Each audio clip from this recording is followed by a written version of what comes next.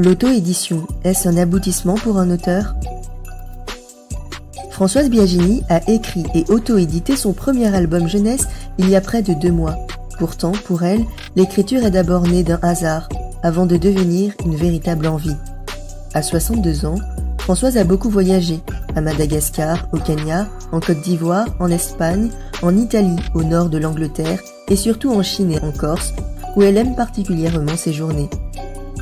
Ce qui la touche dans ces voyages, c'est la population. Ces voyages se font ainsi, denses en rencontres et en découverte de coutumes, de modes de vie, de culture. Loin de n'être concernée que par l'humain, Françoise est aussi passionnée par les plantes et les animaux. Vous l'aurez compris, cette femme aime rencontrer du monde et rencontrer le monde, dans toute sa pluralité et sa richesse. Les livres occupent une place conséquente dans la vie de cette voyageuse au grand cœur. D'abord parce qu'elle aime ses objets, notamment les bandes dessinées, et ensuite parce qu'elle aime lire. D'ailleurs, le premier livre qu'elle a lu a beau être un livre de la Bibliothèque Rose, aujourd'hui le roman noir est le genre qu'elle privilégie généralement. Cependant, Françoise s'est hissée au rang d'auteur en auto-éditant son premier livre.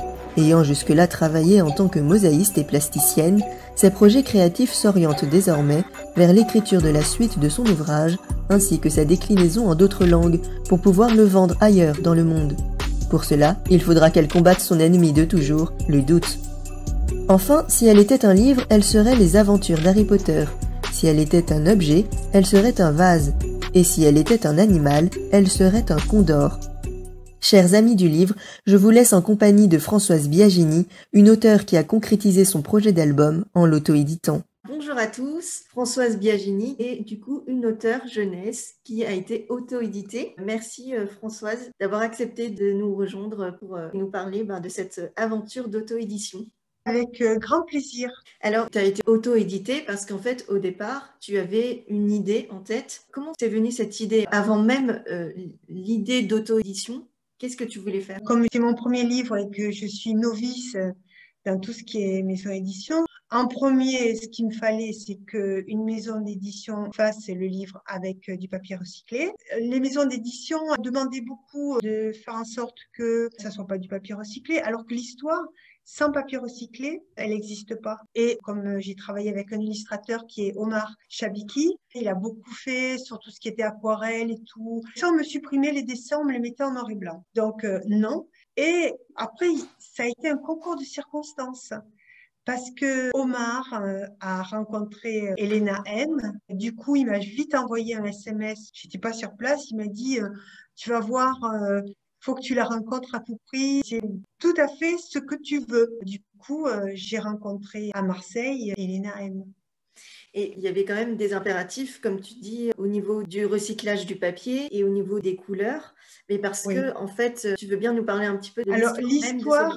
Le départ de cette histoire, c'est avec un ami de cœur que j'ai, avec qui je travaille depuis très très longtemps, qui est chinois. C'est mon frère d'adoption. Lui étant au départ architecte paysagiste, puis on a travaillé longtemps en Chine. On a trouvé que quand même il y avait quelque chose, il fallait qu'il y ait une prise de conscience par rapport à certaines choses. Faire attention à des toutes petites choses et peut-être que les enfants auront beaucoup d'idées là-dessus et des créations qui nous dépasseront. Je voulais à tout prix que l'héroïne ait un prénom chinois. Elle s'appelle Yang Guan et en fait, c'est le rayon de soleil. La petite fille, j'avais commencé à la crayonner.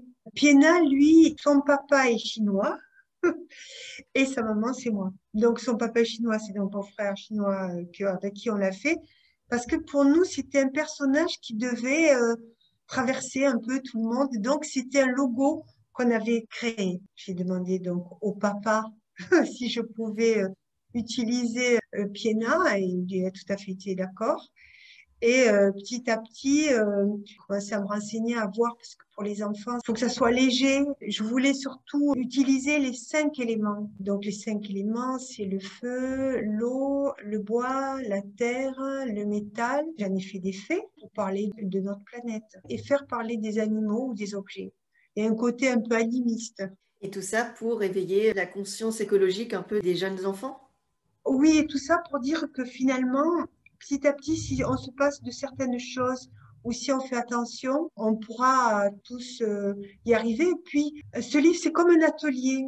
En fait, on peut voir si on peut eh ben, faire autrement parce que dans mon livre, j'invente rien, hein. Je me suis documentée et puis en même temps, je pense que les enfants, avec leur imagination, pourront peut-être trouver autre chose, d'autres solutions. Tout à fait. Et du coup, il y a eu combien de temps qui s'est écoulé entre cette élaboration-là, et cette préparation, cette écriture, et puis ensuite toute l'aventure de l'auto-édition en soi? Il y a eu presque une année parce que j'avais présenté mon sujet au départ en Chine à une faculté qui était d'accord, mais qui avait trouvé qu'il fallait une suite. Donc, j'écrivais voir un petit peu là où j'allais me diriger. Bon, Omar est intervenu, je lui ai fait lire un peu les brouillons que j'avais sur le livre, qui m'a dit, mais c'est pour tout le monde. Hmm. Alors, j'ai dit oui, effectivement, tu as raison, mais moi, je ne savais pas trop, hein, j'avoue que je pataugeais un peu. Et puis, finalement, c'est aussi grâce à lui, parce qu'il m'a dit, mais moi, je te suis et je t'aiderai pour les dessins. Donc, en fait, ce livre existe par une succession. Omar, lui, il m'a dit, mais c'est bon, je te suis et puis on travaille et je ferai les dessins. Et après, il y a Elena M qui est arrivée. Et voilà, et le livre est né. Et quelles ont été du coup les grandes étapes quand tu as auto-édité? Comment ça s'est passé cette collaboration avec Elana M? Très bien.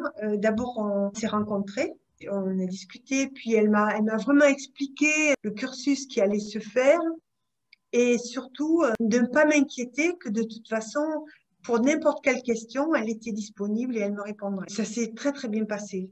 Moi, une fois qu'elle avait le livre, enfin le brouillon, enfin le prototype dans les mains, elle m'a surtout dit, mais non, faut faire comme ça. Moi, je le vois comme ça, comme ça. Et finalement, en la laissant faire, hein, bon, de toute façon, j'ai vu que c'était une professionnelle, et là, ça a été parfait. Elle a trouvé l'imprimeur qui, lui, pouvait me faire les couleurs qui étaient les couleurs d'origine du destin de Omar et le papier recyclé. Après, on a travaillé par mail pour voir si tout allait bien, et après, c'est elle qui s'occupait de tout, en fait. De tout, c'est-à-dire il y a eu un travail sur le texte? Alors, il y a eu un travail sur le texte parce que au départ, je l'ai écrit en chinois. Pour des facilités, je l'avais mis au présent. Et Elena M m'a dit, mais non, quand on raconte une histoire, il faut la mettre au passé. Elle m'a tout mis en ordre, en fait. Et puis, dans les textes, elle m'a rajouté des petits dessins qui rappelaient le dessin qui est à côté. Oui, donc il y a eu aussi de la mise en page. Ah non, la mise en page, oui, c'est elle. Parce que j'avais fait une erreur, c'est-à-dire que les dessins, je les avais mis à gauche et le texte à droite. Et c'est là elle m'a dit non, non, non, il faut qu'il y ait un équilibre. Donc, on a un peu mélangé. C'est elle qui a eu cette idée de changer un peu le côté des dessins, et ce qui fait que c'est très harmonieux. Par exemple, je ne sais pas si tu pourras bien le voir, dans les textes, elle a toujours rajouté Un petit un petit cabochon. texte. Voilà. Je trouve que pour les enfants, c'est vraiment ludique, hein, ça apporte quelque chose. Tu as dit que tu avais été rassurée. Tu as eu des doutes quand même Alors, des doutes, on en a toujours, mais sur soi-même, hein. Est-ce que ça va marcher? Est-ce que ça va pas marcher? Donc oui, mais quand même, Elena M m'a dit que ça lui avait plu. Bon, déjà, c'est réconfortant. Enfin, j'ai pris de l'assurance là-dessus. d'avoir eu un regard extérieur de quelqu'un qui est professionnel. Ça a pu t'aider à Ah oui, moi, vraiment... là, ça m'a aidé, oui, oui. tu dis que tu avais peur que ça ne marche pas.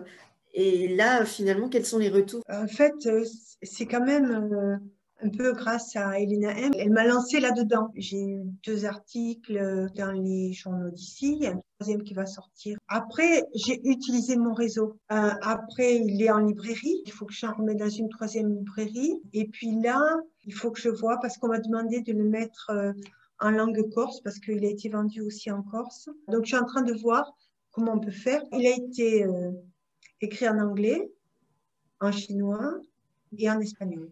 Et donc, le projet pour la suite, j'imagine que c'est de sortir le Alors, livre dans ces langues-là. oui, c'est de le sortir peut-être dans ces langues-là. Elena M m'a proposé quelque chose pour qu'on voit toutes les deux ensemble. Puis après, ben, à la suite. Ça serait génial, en fait, de faire comme une Normalement, sorte de oui. série. Oui, en fait, c'est un projet. Et je me suis dit, pourquoi pas, petit à petit, de faire grandir Yangwan. C'est une super idée. Alors après, j'ai d'autres projets pour ce livre, mais j'ai toujours pas de réponse. J'attends, j'espère qu'il sera encore plus diffusé, peut-être le rééditer. Comment on fait finalement pour acheter ce livre, pour se le Alors, procurer? j'ai fait un mail qui est pienaédition@yahoo.com, qui est juste pour ce livre. Et à ce moment-là, je l'envoie. D'accord. Est-ce qu'il y a des différences entre l'idée de départ que tu avais et puis le résultat final? L'idée de départ que j'avais, bon, je n'avais pas tellement parce que je ne connaissais pas le monde de l'édition. Disons que parfois j'étais un peu déçue parce qu'il y a toujours quelque chose il y a toujours quelque chose qui ne va pas. On me demandait de changer des choses. Après, il y en avait d'autres qui m'ont dit non, tout simplement. Je trouvais ça long. Chaque fois, on m'appelait, on les mails. Enfin, oui, il faut changer ça, il faut changer ça. J'avais un peu baissé les bras jusqu'à ce que Omar me dise, attends, j'ai donné ton numéro de téléphone à Elena M. Donc, je lui ai envoyé évidemment le prototype et comment ça lui a plu. Alors déjà, c'est réjouissant pour moi. Et du coup, c'est le fait de voir que tu pouvais garder la main sur... Oui, après la mise en page, elle a tout retravaillé. Toi, enfin, je suppose que tu recommanderais cette démarche d'auto-édition pour être édité. Oui, Et pourquoi? parce que il y a un côté très professionnalisme, mais aussi un côté très humain qu'on ne trouve pas trop dans des grosses boîtes. J'ai une amie qui a fait un livre.